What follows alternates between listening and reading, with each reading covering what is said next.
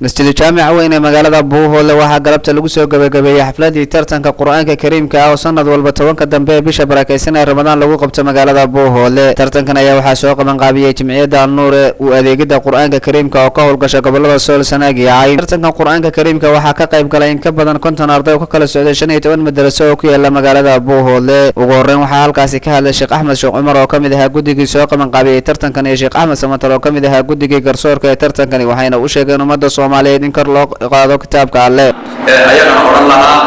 أقول مالك مسؤول عن ورقة هاي سلة المامي فيلم يكتشران أيام يكتشران ورقة هاي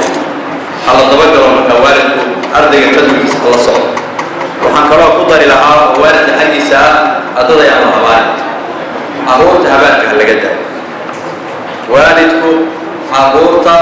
هباتك كذا هو تبغى يدعى الله بديهم السلام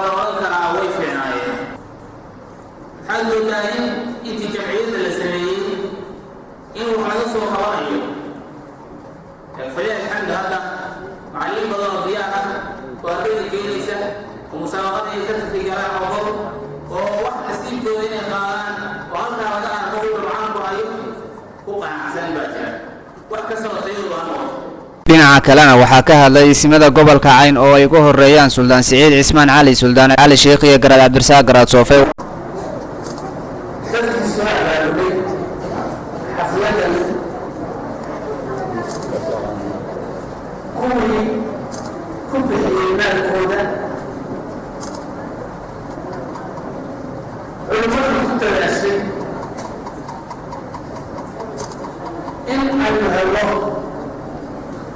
marka xiga ummadda magacyada badan leh ay meesha isku timi ismada u horeeyaan ismada muqaasha culimada jamciyatu nuur jamciyatu shirkadaha dhammaan u mahad celinayna iyo intii soo muqaabisay in ay helo arday quraanka xafidsan oo ay tartansiino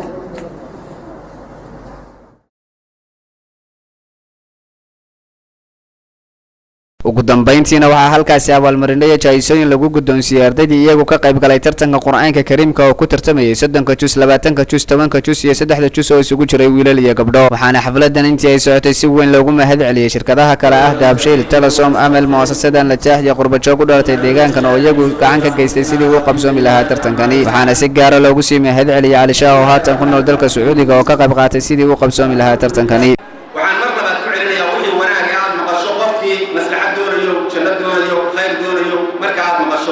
يكاد يعني قاضو أو اسكو قيمة وحاجات شوكتا موقف حمبا غلطة تاعي مسقف وناسا هذا وقفت حمبا تاعي هل كان هذا حمبا تاعي آخرنا وعلى هالستايل الحماتو هذا هل نكون وناسا تاعي وعلى هالستايل آخرنا إن شاء الله تعالى بالبادو وسدام عبد الله عبدي ورقة تلفزيون عالمي SBC مقالة بوهو لحرون تقبل كعين